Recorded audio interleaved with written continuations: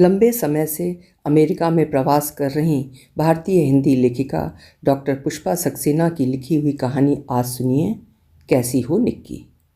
मेरी जुबानी। मैं हूँ सीमा सिंह। डोरबेल पर निकिता ने दरवाज़ा खोला। शाम के धुंधलाते प्रकाश में उस लंबे व्यक्ति को पहचान पाना कठिन था। एक स्नेहिल आवाज़ से निकिता के सर्वांग झंझना उठे। कैसी हो निक्की, पहचाना मुझे? मैं रॉबिन। हल्की सी खुशी आवाज़ में स्पष्ट थी। सॉरी, यहाँ कोई निक्की नहीं रहती। भरसक सर स्वयत करके निकिता ने जवाब दिया। कमाल है, मेरे सामने वही परिचित निक्की खड़ी है। भला उसे पहचानने में भूल कर सकता हूँ? शायद तुम्हें पता नहीं, वो निक्की आज से 7 वर्ष पूर्व मर चुकी है, गंभीर आवाज़ में निकिता ने कहा। उन्हीं 7 वर्षों पहले की अपनी भूल के लिए माफ़ी मांगने आया हूँ निक्की। माफ़ नहीं करोगी? मैं नहीं जानती आप कौन हैं। प्लीज़ यहाँ से चले जाइए, रात होने वाली है। इस तरह एक अपरिचित के साथ बात करके अपना समय नष्ट नहीं कर सकती। कुछ कड़े शब्दों में निकिता बोली। अमेरिका में पिछले 7 वर्षों में भी तुम्हें नहीं भुला सका। व्यस्तता के बीच अक्सर तुम्हारा मासूम चेहरा आंखों के सामने कौन जाता था। तुम्हारा अपराधी हूँ, जो सजा दो मंजूर है, पर ना पहचाने जाने का दंड सहन नहीं कर सकता। स्वर आहत था। मैंने कहा ना, निक्की अब नहीं है। आपकी बातें मेरी समझ से बाहर हैं। निकिता के दरवाज़ा बंद करने के प्रयास में रॉबिन जैसे बेचैन हो उठा। दरवाज़ा बंद न कर देने की कोशिश में उसने दरवाजे के कपाट बंद होने से रोक लिए। बड़ी मुश्किल से तुम्हारे पेरेंट्स से तुम्हारा पता मिला है। अब द्वार बंद करके मुझे खाली हाथ वापस मत लौटाओ निक्की।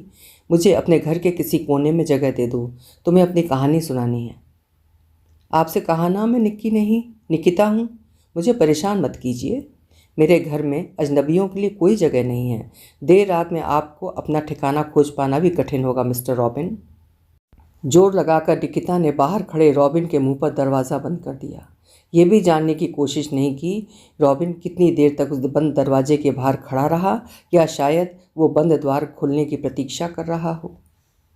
अपने कमरे में पहुंच निकिता की आंखों से आंसुओं का सैलाब उमड़ आया। तकिए में मुंह गड़ाए आंसुओं से तकिया भिगोती रही। पिछले 7 वर्ष पूर्व की घटनाएं चलचित्र की तरह एक एक करके आंखों के सामने आती रहीं। क्या उन दिनों को कभी भूल सकी थी? बाबा की मृत्यु पर लंदन में बसे मम्मी पापा अपने 3 बच्चों निकिता, नेहा और मनोज के साथ इंडिया आए थे। पापा दादी को अपने साथ लंदन ले जाना चाहते थे, पर दादी ने कहा था, बूढ़े वृक्ष को नई धरती पर रोपने से वो जी नहीं सकेगा। मेरी देख रेख के लिए तेरे पिता के विश्वस्त मुनीम रामदास और उसकी पत्नी राधा हैं। अगर संभव है तो निकिता को मेरे पास छोड़ जा। मम्मी ने राहत की सांस ली थी। दादी को साथ रखने में उन्हें कितनी असुविधाएं झेलनी पड़ती। एक बार निकिता को छोड़ते मन हिचका था, पर पति ने समझाया था, वहाँ तुम्हारा इतना बिजी प्रोग्राम रहता है, 3 बच्चों में से एक यहाँ रह जाए तो कुछ बर्डन कम होगा। माँ निक्की को अच्छी तरह देख सकती है। आखिर मैं भी तो उन्हीं की देखरेख में पला बढ़ा हूँ। पति की बातों में सच्चाई थी। वैसे भी अपने बच्चों में निकिता का सामान्य रंग रूप गौरी को अपने गोरे चिट्टे रंग का मजाक सा उड़ाता लगता था। दूसरे दोनों बच्चे मनोज और नेहा उन्हीं पर गए थे। 2-3 वर्षों बाद भारत आने का वादा कर मम्मी पापा निकिता को दादी के संरक्षण में छोड़ लंदन चले गए थे। दादी ने निकिता को प्यार से अपने सीने से चिपटा लिया था। सांवली सलोनी निकिता अपने मम्मी पापा से दूर अपनी दादी की स्नेहिल छाया में निर्द्वंद जी रही थी। दादी के संरक्षण में वो अपने को कितना सुरक्षित पाती थी। बंधी बंधाई दिनचर्या, रोज़ सुबह मंदिर में पूजा के बाद कॉलेज जाना, शाम को दादी को रामायण पढ़कर सुनाना और रात में दादी से सटकर लेटी निकिता गहरी नींद में डूब जाती। 3 वर्षों का लंबा समय बीत गया। लंदन से निकिता के मम्मी पापा भारत आए थे। उनके आने से निकिता के शांत स्थिर जीवन में व्यवधान पड़ गया था। गौरी ने महसूस किया निकिता की सांवली काया खिलाई थी। शायद ये उसकी उम्र का तकाजा था। 16 साल की उम्र में तो हर लड़की मोहक दिखती है, पर उसके तौर तरीकों ने गौरी को परेशान कर डाला था। लंबे बालों को कसकर 2 चोटियों में गूंथ सुंदर बालों का सौंदर्य ही समाप्त हो जाता था। हाथ से दाल भात खाने वाली और सुबह शाम पूजा पाठ करने वाली लड़की से यूके का कौन लड़का शादी करेगा? अपने भाई बहनों और मम्मी के साथ निकिता अपने को अजनबी पाती। भाई बहन उसे कौतुक से देखते। क्या वो उनकी अपनी बहन है? उसकी हर बात पर माँ के निर्देश उसे आतंकित करते। रात में गौरी ने पति से कहा था, सुनो जी, इस बार निक्की को साथ ले जाना है, यहाँ रहकर निरी गंवार बन गई है। निखिल जान गए थे माँ और निक्की किस तरह एक दूसरे से जुड़ गई थीं। उन्हें अलग करना उनके प्रति अन्याय होगा। निकिता अब क्या लंदन के जीवन से सामने बिठा सकेगी? पति को सोच में डूबा देख गौरी झुंझला उठी थी। क्या सोच रहे हो? लड़की की जिंदगी यूं खराब नहीं की जा सकती, कुछ तो करना ही होगा। वही सोच रहा हूँ। ऐसा करते हैं, हम सब किसी हिल स्टेशन पर चलते हैं, देखते हैं निक्की हमारे साथ रह सकेगी या नहीं। इस तरह हम सब साथ में एंजॉय भी कर लेंगे। अंततः परिवार के साथ अजनबी बनी निरुत्साहित सी निकिता भी उस पहाड़ी हिल रिजॉर्ट में गई थी। पहाड़ी क्षेत्र का वो हॉलीडे रिजॉर्ट न केवल देशी बल्कि विदेशी पर्यटकों के भी आकर्षण का केंद्र था। शहर से दूर एकांत में स्थित उस हॉलीडे रिजॉर्ट में पर्यटकों के लिए सारी सुख सुविधाएं उपलब्ध थीं। रिजॉर्ट में आने वाली युवा पीढ़ी रोज ही कोई ना कोई मनोरंजक कार्यक्रम आयोजित करती रहती थी। उस दिन की बात याद करती निकिता के आंसू फिर बह निकले। 2 दिनों बाद बारिश रुकी थी। साफ मौसम में हॉलीडे रिजॉर्ट के बाहर युवा पीढ़ी कुछ रंग जमाने के मूड में थी। पिछले 2 दिनों की लगातार बारिश ने सबको अपने कमरों में कैद रहने को बाध्य कर दिया था। आज शाम आसमान खुलते ही लड़कों ने सूखी लकड़ियां जमा करनी शुरू कर दी थीं। आज रात जमकर कैंप फायर चलेगा। उनके उत्साह के साथ आए प्रौढ़ भी उत्साहित हो चले थे।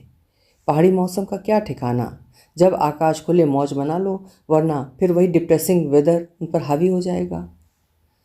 कैंप फायर की तैयारियां पूरी हो चुकी थीं। स्मार्ट युवा रॉबिन ने जोरों से आवाज़ लगाई थी, hey all of you come out, let's have music and dance. Rohan ने म्यूजिक सिस्टम चालू कर दिया था। लड़के लड़कियों और बच्चों ने संगीत पर झूम झूम कर नाचना गाना शुरू कर दिया। अचानक वो उदास शाम बहुत रंगीन हो उठी। बारिश से धुली प्रकृति बेहद खूबसूरत लगने लगी थी। रॉबिन जैसे सबका चहेता हीरो बन गया था। रॉबिन ने जब जलती आग को पार किया तो बुजुर्गों ने डर से सांस रोक ली थी और युवा पीढ़ी ने जोरों से तालियां बजाकर उसका अभिनंदन किया था। रॉबिन को डांस करते देखना सचमुच एक अनुभव था। आकर्षक व्यक्तित्व के साथ उसकी नृत्य मुद्राओं ने सबको विस्मय विमुग्ध कर दिया था। अगर लड़के को फिल्म वाले देख लें तो तुरंत ब्रेक मिल जाए। इसे तो फिल्म्स पे ट्राई करना चाहिए, मिस्टर आजमानी ने राय दी थी। आप ठीक कह रहे हैं। मुझे तो डर है कहीं ये हमारी लड़कियों का मन ना मोह ले। मुश्किल में पड़ जाएंगे सारे पापा लोग। रामदास जी की बात पर सब जोरों से हंस पड़े थे। युवा पीढ़ी ने सचमुच रंग जमा लिया था। Hey listen everybody, do you know how to play pink pyjama? नहीं, संवेद स्वर गूंजा था। रॉबिन की पुकार पर सब गोल घेरे में सिमट आए थे। तभी रॉबिन की दृष्टि कोने में सिमटी अकेली खड़ी निकिता पर पड़ी थी। सबके उस सर्कल में चले आने पर अकेली छूट गई निकिता जैसे घबरा सी रही थी। तेजी से निकिता के पास पहुंचे रॉबिन ने उसका हाथ पकड़ घेरे में खींचना चाहा था। निकिता के प्रतिरोध पर रॉबिन हंस पड़ा था। Come on baby, let's enjoy, अपने सारे गम भूल जाओ। निकिता को सर्कल में शामिल कर रॉबिन ने गेम समझाना शुरू किया था। हाँ, तो ये गेम ऐसे हैं, आपको अपने नेक्स्ट साथी के कान में किसी फिल्म का नाम देना है। वो व्यक्ति अपने अगले साथी को किसी दूसरी फिल्म का नाम देगा।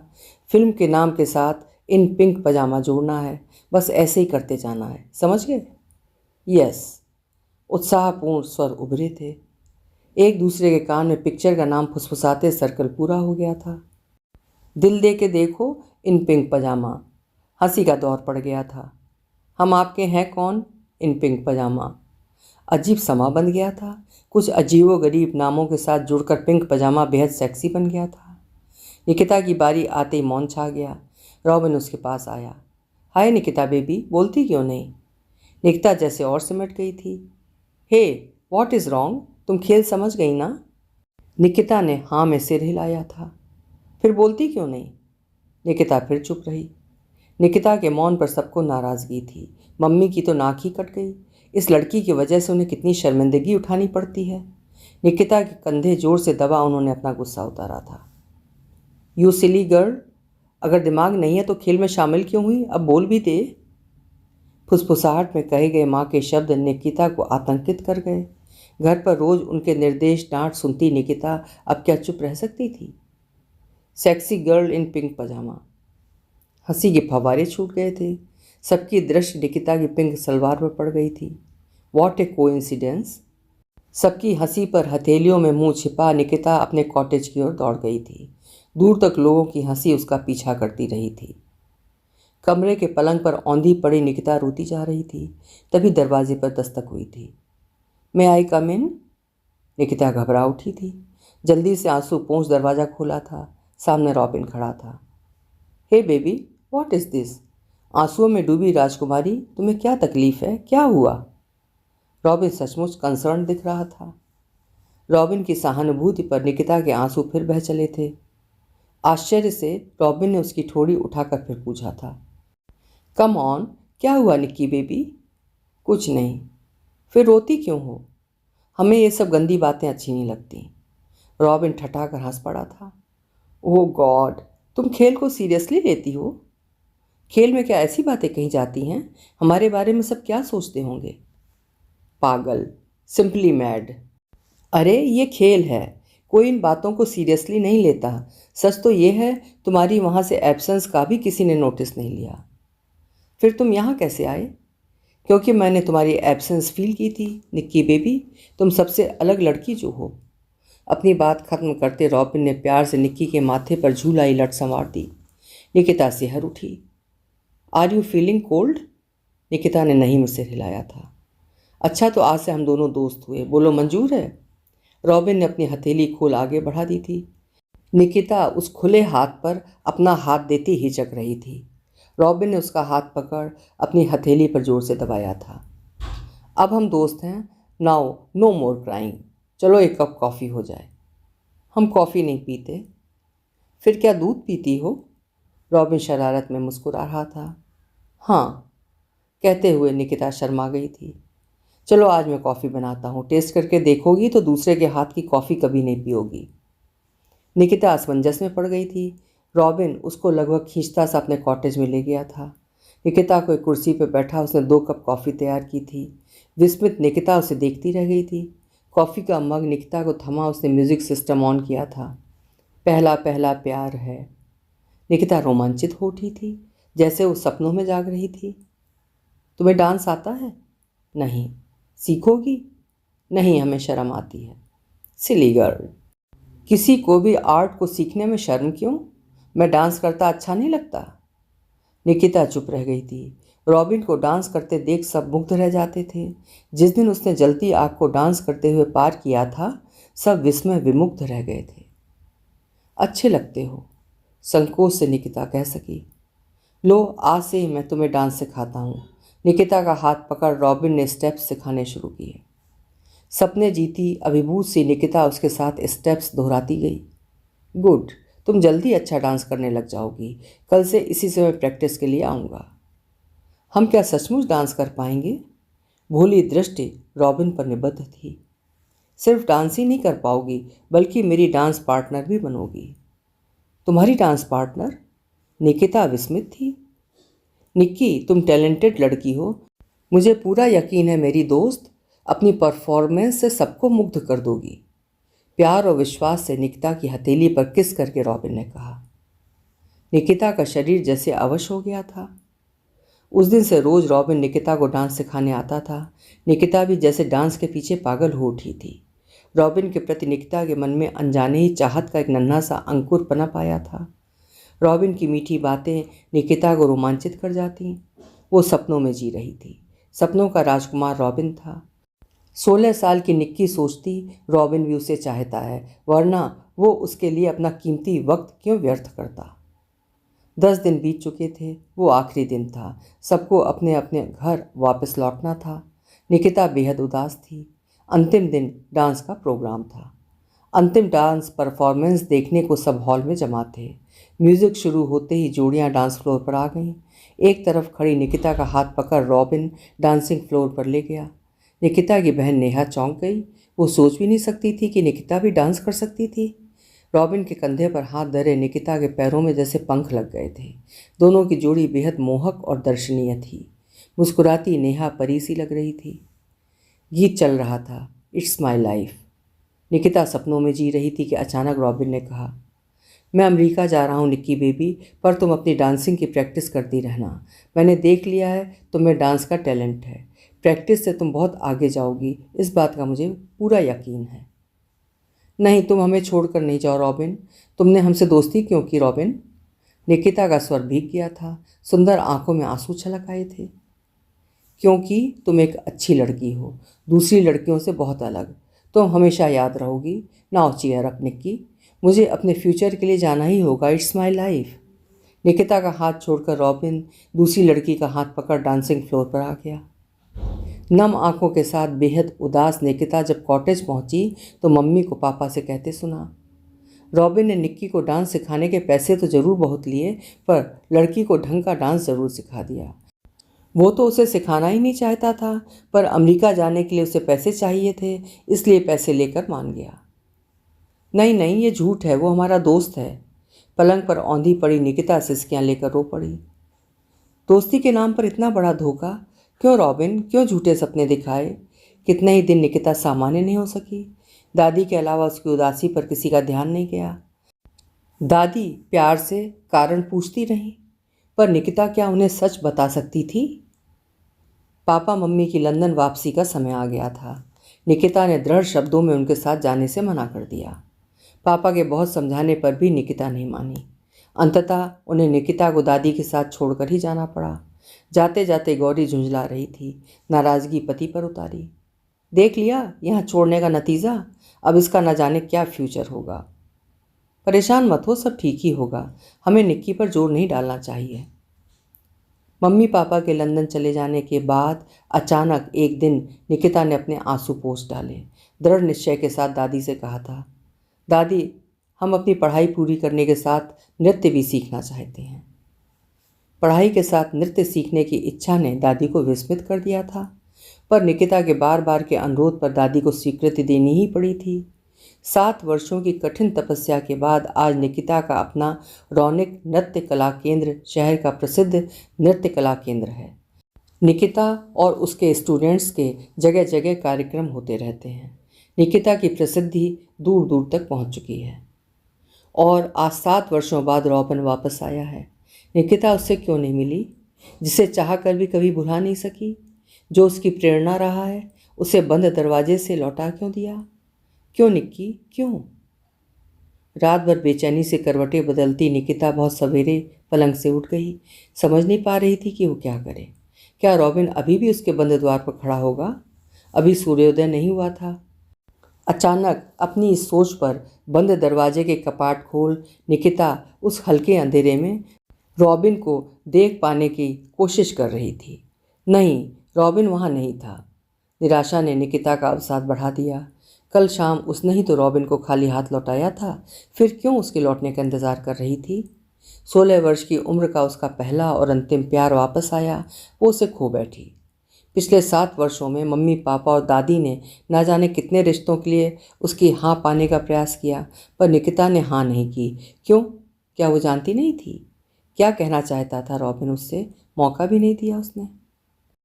सूर्योदय का हल्का उजाला खिल रहा था।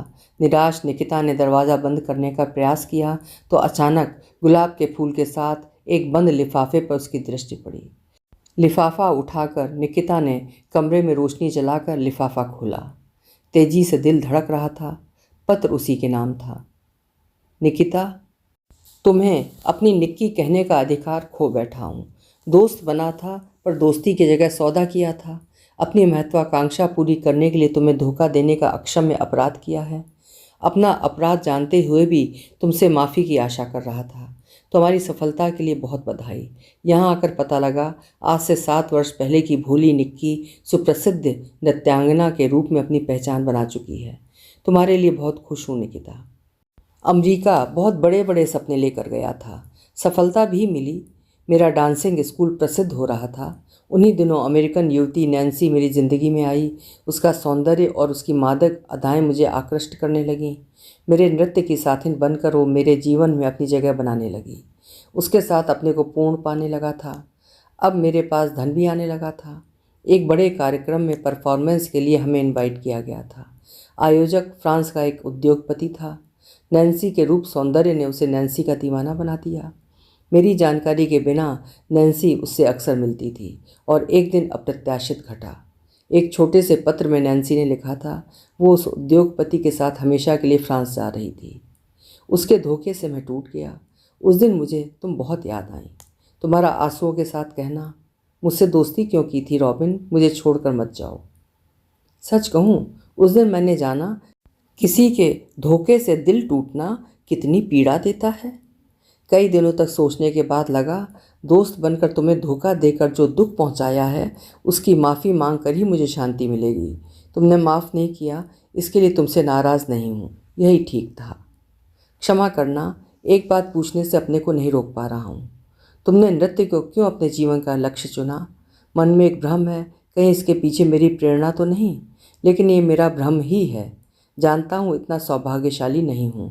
काश तुम्हारे नृत्य कला केंद्र का रौनिक नृत्य कला केंद्र नाम रॉबिन और निकिता के नाम का मिलन रहा होता। जीवन से निराश हो चुका हूँ, बस तुम्हारी माफ़ी से शांति पा सकूँगा। जब तक तुम माफ़ नहीं करोगी यहीं तुम्हारे शहर में इंतज़ार करता रहूँगा। कभी तुम्हारा दोस्त रहा, रॉबिन। निकिता के हाथों से पत्र छूट कर गिर गया। आंखों से आंसू बह निकले। वो तो रॉबिन को कब का माफ़ कर चुकी है। चाह कर भी क्या वो उससे नफरत कर सकी है? वो और उसके प्रेरक शब्द हमेशा उसकी यादों में रहे हैं। तुमने ठीक पहचाना रॉबिन, मेरे केंद्र का नाम हम दोनों के नामों का संगम ही तो है। निक्की अपने मन का सच जानती है, पर क्या ये सच नहीं? रॉबिन निकिता की माफ़ी और प्यार से अपने टूटे दिल पर मरहम लगाना चाहता है। 16 वर्ष की भोली निक्की अब एक समझदार युवती बन चुकी है।